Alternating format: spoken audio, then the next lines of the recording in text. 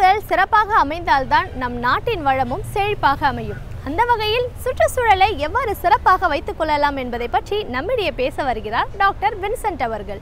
நிகழ்ச்சியில் நிறைவு பகுதியாக வரவிருப்பது சுற்றுச்சூழல்.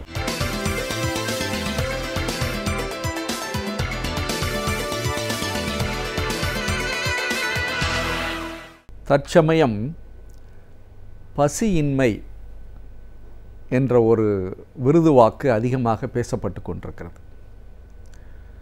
பொதுவாக வரைவு திட்டங்கள் போடுகிற பொழுது எப்படி நம்முடைய மக்களுக்கு உணவு தன்னிறைவு கொடுப்பது, பொதுவாக இந்தியாவிற்கு எப்படி உணவு தன்னிறைவை நிலைப்படுத்துவது, மக்களுடைய பசியின்மையை போக்குகிற உத்திகள் இன்றைக்கு அதிகமாக பேசப்பட்டு கொண்டு வருகிறது.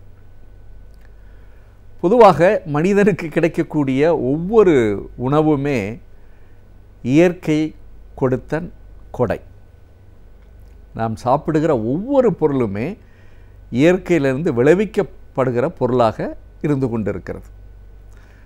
இதிலிருந்து நமக்கு என்ன புரிகிறது என்றால், இயற்கை அருமையாக இருக்கிற பொழுது நமக்கு கிடைக்க வேண்டிய பொருள்கள் சிறப்பாக நாம் உண்கிற பொருள்கள் நமக்கு கிடைக்கிறதுக்கு வாய்ப்பு அதிகமாக இருக்கிறது. அதனால்தான் இயற்கையினுடைய பாதுகாப்பு உணவின் பாதுகாப்பாக இருக்கிறது. இன்றைக்கி ஃபுட் செக்யூரிட்டி என்று சொல்கிறோம். அந்த ஃபுட் செக்யூரிட்டி என்று சொல்லப்படுகிறதுக்கு நாம் பல உத்திகள் செயல்படுத்தினால் கூட, ஆனால் அதிலிருந்து இயற்கையிலிருந்து பெறக்கூடிய அந்த பொருள்கள் நமக்கு எந்த அளவிற்கு பயனுள்ளதாக இருக்கிறது என்பதற்காகத்தான் இன்றைக்கி பல விவாதங்கள் நடந்து கொண்டிருக்கிறது. அதன் அடிப்படையில் இந்த ஜீரோ ஹங்கர் என்ற சொல்லப்படுகிற அந்த புது யுத்தி மக்களுக்கு எந்த வகையில் உணவை தரக்கூடிய, அதுவும் இந்தியாவை போன்ற 120 கோடியை தாண்டி விட்டிருக்கிற இந்த காலகட்டத்தில் எந்த அளவிற்கு நம் உணவு உற்பத்தியை அதிகரிக்க வேண்டும், நம்முடைய மக்களுக்கு உணவை தர வேண்டும் என்ற திட்டங்கள் எனக்கு தீட்டப்பட்டு கொண்டிருக்கிறது. ஆனால் புள்ளி விவரங்கள் பலவாறாக இருக்கிறது. இன்று கூட கிட்டத்தட்ட 30 விழுக்காடுக்கு கீழாக மக்கள் உணவு இன்றி தவிக்கிறார்கள் என்ற ஒரு சூழல் இருந்து கொண்டிருக்கிறது. அதை நாம் கேட்டுக்கொண்டிருக்கிறோம். ஆனால் வளர்ந்து வருகிற பல தொழில்நுட்பங்களில் நாம் வளர்ந்திருக்கிறோம். அதே மாதிரி நாம் செய்கிற விவசாயங்களிலும் பல தொழில்நுட்பங்களை புகுத்தி கொண்டிருக்கிற இந்த காலகட்டத்தில், ஆனால் மக்களுக்கு இன்னும் உணவு தரப்பட்டிருக்கிறதா என்று கேட்டால் இல்லை என்ற ஒரு கூற்று தான் இருக்கிறது. அதனால்தான் இன்றைக்கி இயற்கையினுடைய பாதுகாப்பையும் உணவினுடைய தன்னிறைவையும் இன்றைக்கி ஒருங்கிணைந்திருக்கிற அதே காலகட்டத்தில் அதன் மூலம் மக்களுக்கு எப்படி உணவை தர வேண்டும் என்ற அடிப்படையில் இன்றைக்கி பல திட்டங்கள் தீட்டுக்கொண்டு வருகிறது. ஆனால் இன்றைக்கு இந்தியாவிற்கு இருக்கிற ஒரு பெரிய பலம் என்னவென்று கேட்டால், அரிசி உற்பத்தியோ கோதுமை உற்பத்தியோ அல்லது காய்கறி உற்பத்தியிலோ நாம் பலம் பெற்றிருக்கிறோம். ஆனால் மக்களுக்கு போதுமான அளவிற்கு தரக்கூடிய அளவிற்கு இருக்கிறது என்று சொன்னால் இல்லை. ஆனால்தான் சில நேரங்களில் உணவுப் பொருள்களை வெளிநாடுகளிலிருந்து வரவழைத்து கொண்டிருக்கிறோம் என்ற ஒரு சூழல் இன்றைக்கி இருக்கிறது. பொதுவாக ஒரு மக்களுடைய நலம் நன்றாக இருக்க வேண்டுமென்றால் நாம் உண்கிற உணவில் அதிகமான புரதம் இருக்க வேண்டும்.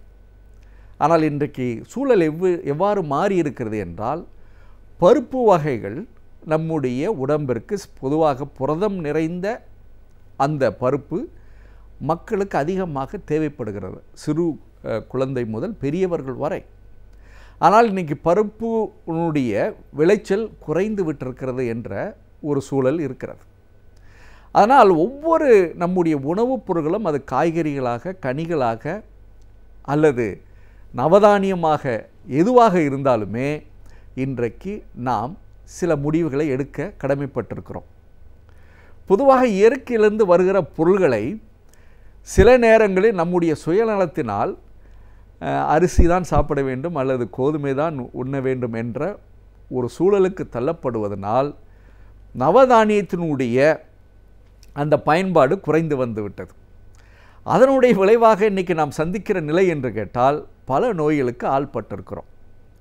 பொதுவாக உணவே மருந்து என்று சொல்வார்கள்.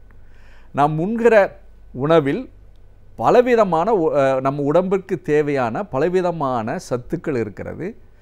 அவை நம்ம உடம்புக்கு சென்று சக்தியை கொடுப்பதோடு இல்லாமல் எதிர்ப்பு சக்தியும் தரக்கூடியதாக நம்முடைய உடல் அமைப்பையும் நம்முடைய உடம்பில் உள்ள செயல்பாடுகளையும் தெளிவாக செய்து கொண்டிருப்பதனுடைய காரணமாக நம்முடைய வாழ்க்கை முறை இங்கு சிறப்பாக இருக்கிறது.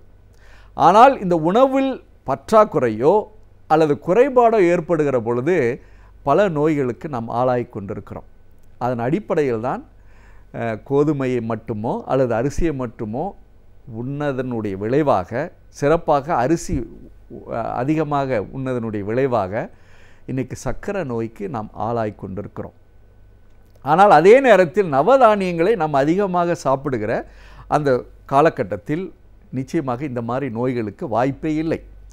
அதன் அடிப்படையில் தான் இன்றைக்கி உணவுப் பொருட்கள், அதுவும் சிறப்பாக இயற்கையிலிருந்து வரக்கூடிய அந்த உணவுப் பொருட்களை விளைவிக்கக்கூடிய தன்மையில் நாம் கவனம் செலுத்த வேண்டும் என்பதற்கு தான் இன்றைக்கு சுற்றுச்சூழலினுடைய பாதுகாவல் மிகவும் அதிகமாக தேவைப்படுகிறது. இன்னொன்று, பொதுவாக விவசாயத்தை உள்ளடக்கி இருக்கிற நம்முடைய நாடு இன்னுடைய விளை நிலங்களை தொலைத்து கொண்டிருக்கிறது. ஏனென்றால் இன்றைக்கு ஒரு புறம் உணவு தன்னிறைவு, அடுத்து உணவு எப்படி மக்களுக்கு கொடுக்க வேண்டிய, பஞ்சமில்லாமல் கொடுக்க வேண்டிய ஒரு சவாலான சூழல். இதை இரண்டையும் வைத்து பார்க்கிற பொழுது இன்றைக்கி விளை நிலங்களை நாம் குறைத்து கொண்டு வருகிறோம் என்ற ஒரு சவாலான சூழல் நமக்கு ஒரு அச்சுறுத்தலாக இருக்கிறது. ஆனால் தான் இன்றைக்கு மீண்டும் நம்முடைய விவசாயத்தை நாம் மேலெடுக்க வேண்டும். இன்றைக்கி விவசாயத்தை விட்டு ஓடுகிறவர்கள் அதை எந்த அளவிற்கு லாபகரமாக அந்த தொழிலை செய்ய வேண்டும் என்ற ஒரு சூழ்நிலைக்கு இன்றைக்கி நாம் வர வேண்டும். ஏனென்றால் விவசாயம் பொய்த்து விட்டது அல்லது லாபகரமாக இல்லை என்ற ஒரு சூழலுக்கு மாறுகிற பொழுது நிச்சயமாக நம்முடைய உணவு தன்னிறைவு திட்டம் ஒரு கனவாகத்தான் இருக்கும். ஆனால் தான் எப்படி நம்ம இயற்கையை பாதுகாக்கிறோமோ அதுபோன்று நம்முடைய உணவுப் பொருட்களை உற்பத்தி செய்கிற அந்த முறைக்கு நாம் மீண்டும் செல்ல வேண்டும். அதோடு ஒரு உத்தி என்ன செய்ய வேண்டும் என்றால், எப்படி அந்த விவசாயத்தை நாம் ஒரு தொழில்நுட்பத்தோடு எந்த ஒரு சுற்றுச்சூழலுக்கும் பாதிப்பில்லாமல் செய்கிற அந்த முறையை இந்தியர்கள் சிறப்பாக இதை செயல்படுத்துவதற்கு முன் வர வேண்டும். ஏனென்றால் எதற்கெடுத்தாலும் பயிற்சி இருக்கிறது. ஆனால் விவசாயத்திற்கு மட்டும் இன்றும் ஒரு பயிற்சி கொடுப்பதாக தெரியவில்லை. அதனால்தான், ஏனென்றால் விவசாயம் செய்வது என்பது கல்வி அறிவு அற்றவர்கள் மட்டும் செய்கிற ஒரு செயலாக இருந்து கொண்டிருக்கிற இந்த காலகட்டத்தில் அனைவருமே இதில் செயல்படுகிற பொழுது நிச்சயமாக ஒரு பெரிய மாற்றம் வருவதோடு இல்லாமல் நம்முடைய சுற்றுச்சூழலும் நம்மளுடைய உணவு தன்னிறைவும் பெறக்கூடிய வாய்ப்பு இருக்கிறது. அதிலையும் இந்த உணவு தன்னிறைவும் நம்முடைய நாட்டு மக்களுக்கு பஞ்சமில்லாமல் கொடுக்கின்ற அந்த உணவை செய்கின்ற அந்த செயல்முறையில் இன்னொரு செயல்பாடு என்ன செய்ய வேண்டும் என்றால், உணவை வீணடிக்கின்ற முறை பொதுவாக இந்தியர்களுக்கு அதிகமாக வர வேண்டும். ஆனால் இன்று கூட விளைவிக்கின்ற பொருள்களாக இருந்தாலும் சரி, அல்லது உணவு பரிமாறிவிட்டு அதனால் வருகிற அந்த வீணாகிற அந்த சூழல் இரண்டையுமே நம் கட்டுப்படுத்த வேண்டும். இந்தியாவில் விளைகின்ற பொருள்களுக்கு நிச்சயமாக அதிகமாக விலை இருக்கிறது என்பது உண்மைதான். அதன் அடிப்படையில் நாம் அதிகமாக ஏற்றுமதி செய்கிற அந்த பழக்கத்தையும் குறைத்து விட வேண்டும்.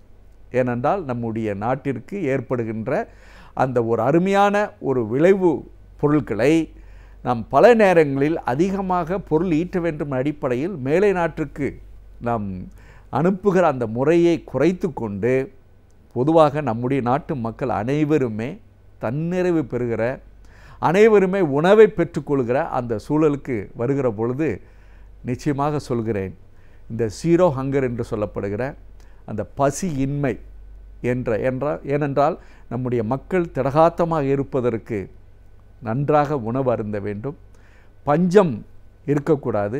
அவ்வாறு இருக்கிற போது நிச்சயமாக ஒவ்வொருவரும் வலிமை பெற்று புலமையோடு வாழ்வதற்கு வாய்ப்பு இருக்கிறோம். அதனால்தான் இன்றைக்கு இயற்கையிலிருந்து கிடைக்கக்கூடிய அந்த விளைபொருட்களை, அதோடு விளைகின்ற ஒவ்வொரு பொருள்களையும் சரியான விகிதத்தில் வீணடிக்காமல் சரியாக பயன்படுத்தி மக்களுக்கு எப்பொழுதுமே கிடைக்க செய்கிற பொழுது நிச்சயமாக இந்த ஜீரோ ஹங்கர் என்று சொல்லப்படுகிறது அது ஒரு கனவு திட்டமாக இருந்தால் கூட நிச்சயமாக நனவாக மாறுவதற்கு அது வாய்ப்பு இருக்கும். அதனால் இயற்கையை சிறப்பாக பாதுகாத்து நம் மக்களுக்கு எப்பொழுதுமே உணவை தந்து பஞ்சமில்லை என்ற ஒரு சூழலுக்கு இந்தியாவை எப்பொழுதும் காப்பாற்றக்கூடிய வாய்ப்பு இருக்கிறது. ஏனென்றால் நாம் அதிகமாக இயற்கையை உள்ளடக்கி இருக்கிறோம். அந்த இயற்கையை பாதுகாக்கிற பொழுது இந்த உணவு தன்னிறைவு திட்டமும் அதோடு மக்கள் பஞ்சத்தை ஒழித்து உணவை பெறக்கூடிய வாய்ப்பு அதிகமாக இருக்கிறது. ஆனால் நம்முடைய சுற்றுச்சூழலை பாதுகாத்து இந்த உணவு தன்னிறைவை பெறுவோம்.